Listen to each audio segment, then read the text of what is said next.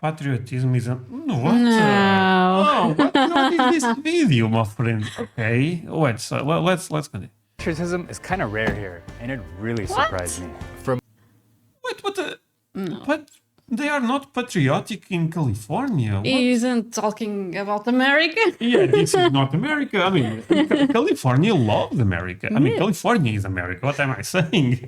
Movies and from the news, you would expect to see American flags all over, hear people speak Yes. about freedom and praise their country. But We in saw reality, them at New York, at Texas. Specific in Texas, Yeah. people there are so patriotic. yes. Why is this so different in California? barely see any American flags outside of government buildings.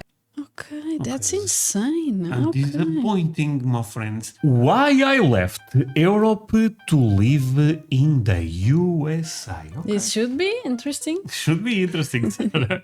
Say hello to our friends. Hi, guys. Oh, friends, thank you so much for all the support. We really appreciate that. That's it, Sarah. Ask them for the most important thing. Guys, leave a like, thumbs up. And if they subscribe, You make our day. damn right. Link for the original video below. By the way, nowadays you can also hype a video. Helps a lot. Please do it. Sarah, are you ready? Yes. Let's go. About a year ago, I left Germany to live in the US. And when I first told my family Germany, and friends okay. about the move, their reactions were pretty much the same. Why would you want to go? The quality of life seems way worse. It's dangerous, people are superficial and ignorant, there's no culture, etc. With the recent events happening, Germans have developed a very negative image of the States. And as a result, there's a certain type of disdain against the people and the Okay. To be fair, I don't think this is only Germans. I think Europeans really have a bad perception about the US nowadays. We are being honest with all of you, my friends. We only receive bad news. Yeah, About I America, think yeah. media is the one to blame in a lot of ways because it's always bad news, wars, stuff like that, and they never show the best side of the US. It's a bit unfair, honestly, to America. Of course, we are in a different position since we went to the US. We talk with all of you every day, so we understand America is an amazing country. But I think what he's saying here is probably what a lot of Europeans think about the US. Yes, I agree. country as a whole. I can't name anything. But I wanted to explore something new. I've been in Germany and around Europe for most of my life, and I lived in South Africa for 3 years, but I've never been on this side of the world. And after lots of Okay. experiences here, I can say that things are not quite as you'd expect. Here are the top 7 differences that I've noticed about the US, and some of these will really shock you. Okay. Number 7. Americans are more worldly than you think. Maybe this is about geography, traveling, knowing about the world. I actually agree with that. Yeah. Yeah, every time we react to history and stuff like that, some Americans told me stuff about our country that I had no idea. This happened a couple of times, so my perception is this is totally correct. I don't know if this is a California thing or just a big city phenomenon, but the people that I've met here are incredibly well-traveled. They speak multiple languages, and they honestly know more about international affairs than I do. I believe this is partly because of the diverse population here, where you can never really guess Yeah. someone's Yes, background. that's all. But it's also because many Americans are genuinely interested in other cultures. Oftentimes, people make it a priority to travel to at least one new country per year, and they have a bucket list of places they want to visit next. We were just in Germany February. Yeah. Oh, Paris, man. It's like This is one of my favorites. You should check out like Dominican Republic, Cuba if you can. We went to Belgium, and then we were in Germany, and Amsterdam, and then back to Paris. We just got back from Okay. Japan Damn. last year. We want to go They to travel a Germany. lot. It's on our list. Okay. I think it depends, but even if they travel inside of their own country, to me it still counts as knowing other countries. I say this yes. because if you live in Texas and if you go to Montana, to Nebraska, whatever it It's is, another culture. it's another culture. Yeah. So What makes it even more impressive is the fact that it's way harder for Americans. just an example, sorry, it's much easier. We take like what? I don't even know. Let's say 3-4 hours to get to Spain. Than them going from Texas to New York. It's quite more than that, Yeah. So you know what I mean? It's a bit unfair sometimes saying that Americans don't travel. Their country is so big that you don't even need travel internationally just because everything's so far away. For example, if you were to travel within the state of Texas, you could visit a total of 9 countries within Europe. But even despite that, Americans are willing to take on 16-hour flights just to travel and explore the world. Yes. The infrastructure paradox. I'm so sorry, my friend, but I had to stop the video. I was looking at my statistics on YouTube, and guess what? Most of my viewers are not subscribers. How the hell is that possible? Please consider to do it if you are one of those. That said, we are not done. Another thing, if you can follow me on social media, links below. That would mean the world to me. You make my day, as you are aware. There is also a Patreon link below, and you may find some country music reactions. Take a look. You can join for free, actually. That said, let's continue with this. America is somehow stuck in between the past and the future simultaneously. And it's kind of strange. I remember the first ride I took here from the airport, and just seeing the quality of the roads, the uneven houses, and the random power lines made me think, why does this place look so old? I live in I don't have this idea. Yeah, I mean, we didn't even experience this at all. In San Antonio, everything felt really, really good, really modern. This could be a California thing, to be fair. the San Francisco Bay Area, which, if it were a country on its own, would rank among the top countries in GDP. We have self-driving cars and it's the tech hub of the world, That's but crazy. also some of the buildings look like they're from the 20s. And even in other places. But the surprising thing here is basically what he said, that California is like one of the richest. If California was a country, it would be one of the richest countries in It the world. doesn't make sense. Does not make sense at all. Yeah. As I visited here, I've noticed that the Maybe there is also, a lot of how can I say this? Probably there is a lot of rich people, but also a lot of homeless and stuff like that. Okay. The world, but also some of the buildings look like they're from the 20s. And even in other places I've visited here, I've noticed that the roads and buildings don't really reflect the insanely high cost of living. I just moved into this house with a bunch of my friends, and even though it's a beautiful home, the build quality is just not what I'm used to. Everything's made out of wood, the doors and windows are pretty thin, and the insulation is just not great. Okay. What?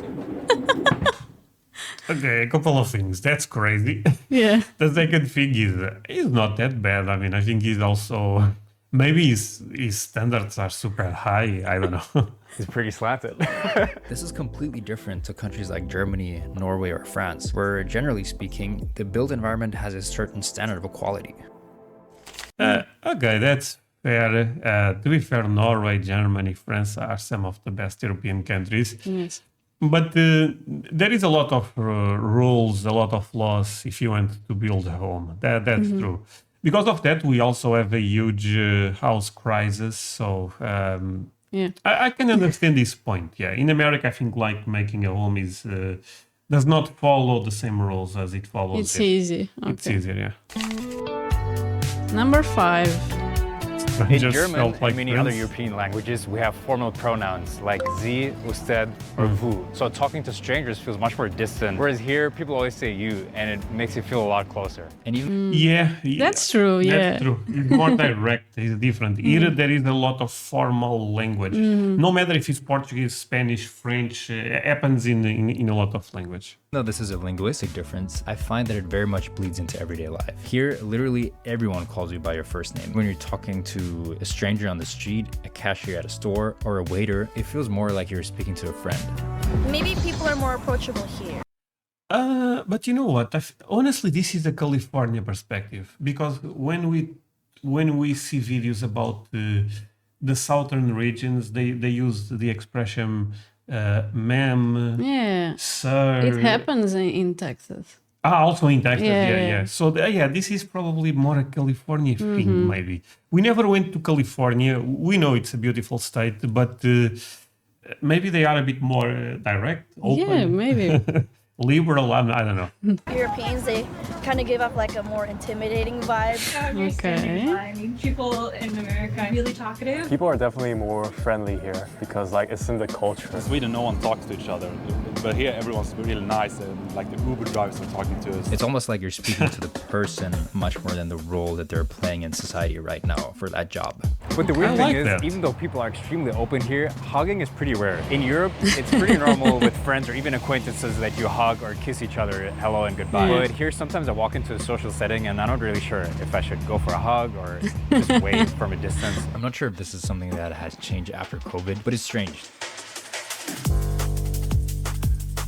The performer culture. Okay. They're overperformers by design, and it's both exhausting and inspiring. It starts in high school. While we in Germany were just living life, playing video games all day long, and not really thinking about the future, American teenagers are grinding SAT prep, juggling 3 sports, leading multiple clubs, and volunteering at animal shelters, all just to get into a prestigious college. Yeah, a lot of pressure. Do all the clubs, do all the sports, talk to all the people. Networking was the big thing. I took the ACT 5 times and the SAT 5 times. Then in college, everyone But I think even the job market is kind of like this, ultra competitive in the US. They have the best economy, so... And that pushes them a lot, probably. The thing about sport is true. I mean, every time I react to basically kids doing sports, they do basketball, they do football, they do a bunch of gymnastics, they do everything. It's crazy. has this laser-focused plan. No gap years, no extra semesters to find yourself. And honestly, it's because they can't afford to mess around. When each semester costs $30,000, you don't have the luxury of taking a chill semester. My American friends often have multiple side hustles, projects, do different sports, and learn new skills constantly. The hustle culture is real, but it's not the toxic version that I expected. Everyone's always doing stuff, both like hobby-wise and professionally. When you're young, like the hustle thing is just kind of cool, but like long term, I don't think I could live here. Your job is like the definition of you in the US, whereas in the UK, your job is just like a means to get paid so you can live your life.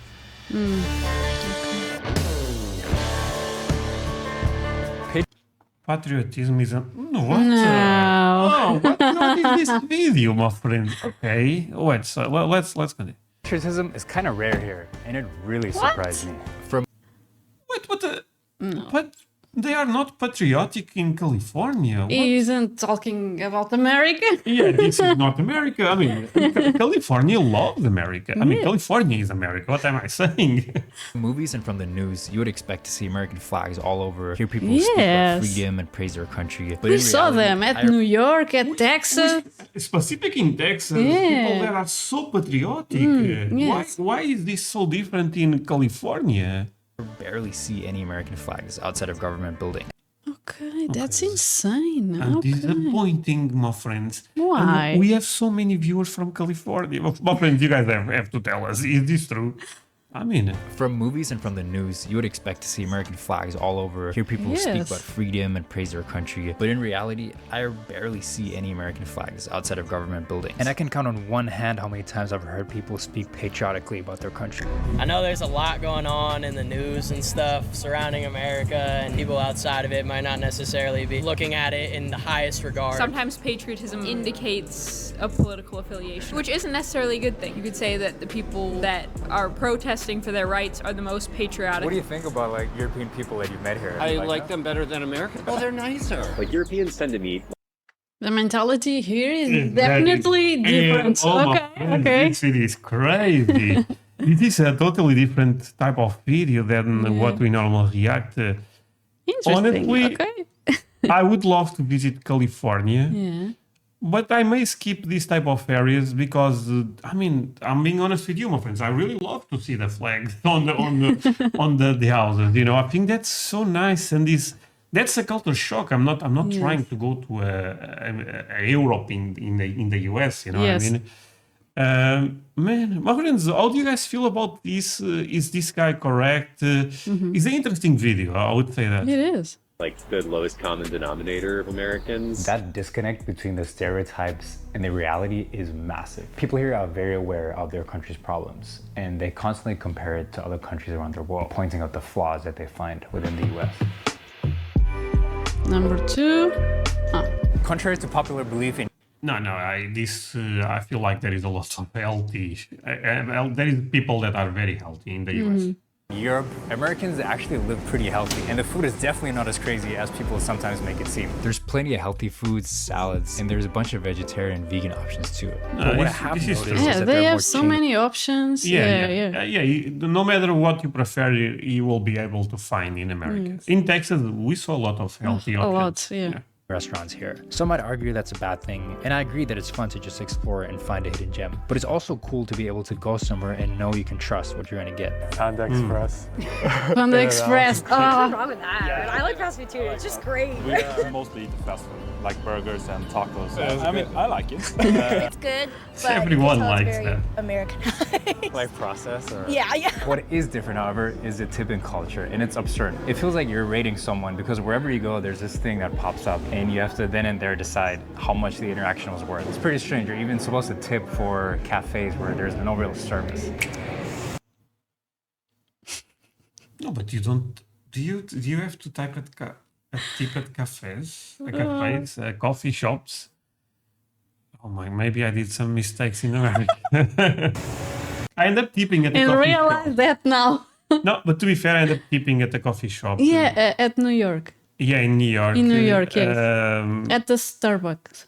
No. I didn't tip at Starbucks, or did I? No, I think it was at. We went to the Friends experience. Mm-hmm. There, I only had $10. The coffee was $5. Oh, yes. I didn't know how to ask for change. I gave $10. But I feel like it's not necessary. I could be wrong. I'm not sure, my friend. Am I a bad person? Some restaurants have a Oh, we end up putting no tip. 20% minimum tip, but encourage 25, If he has 28, or that sometimes option. even 30% tips. It's kind of sad that the workers rely on tips to make it. No, at restaurants we always end up tipping a lot. But I don't think, for example, McDonald's, you don't have to tip. I'm pretty sure about that. Living, and I'd rather have the item be a bit more expensive and not have the pressure of tipping at all. I didn't mind the typing culture. There are way more French cultures here, and sometimes it kind of feels like living in a real-life GTA. The diversity isn't just ethnic, it's cultural, ideological, and lifestyle-based. Everyone has found their tribe, no matter how niche or extreme it might be. That's why America's so great too. It's really like a melting pot. You try to find the type of crowd that you're looking for. Okay, very interesting stuff here, because in New York, I felt the melting pot that they talk about quite more.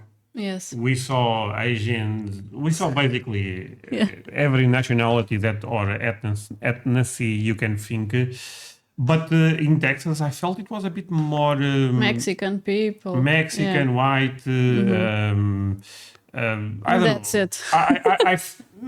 it. We also saw we saw more than that, to be fair. But in New York, it was in a different level. Yeah. Or like you will find them. I'm meeting so many people with different hobbies and different careers and activities. There's always something new to explore. It's kind of like the internet where there's a forum for everything. Occasionally, I just turn a cafe and people watch, and it's honestly better than any reality TV show. People here will approach you like on a bus or like on a train, and they'll just like have a full-blown conversation with you. I know the Dodgers in the house. Tell them Dodgers in the house. Tell them, baby. There's a lot of different cultures that meet together. Like, that's so good and so interesting to me. Just because people speak the same language, that doesn't make them any less diverse. If anything, what I've witnessed here. But even, for example, they talk about that there is a huge problem with homeless people in California. In Texas, we went to San Antonio and Austin, and most of the time in San Antonio. But I didn't felt that problem at all there. Is that even within the same city, there's a huge variety of different opinions, beliefs, and worldviews. And honestly, that's what makes this place really special. Okay, it was very interesting. It was very interesting. It's a completely different perspective. I think very focused on California. I could be wrong, but again, if our experience was different, is what we can say. But this guy ended up living, or is still living there. Maybe in this video was he lived there for 1 year, I believe, right at the start. He said that at the start. Let's see it. Their reactions were pretty much the same. About a year ago, I left. Yeah, about a year ago. So 1 year is a lot of time. I mean, we spent 15 days in America, so it's nothing. But yeah, thank you so much, my friends. Sarah, say goodbye to our friends. Bye, guys. Bye.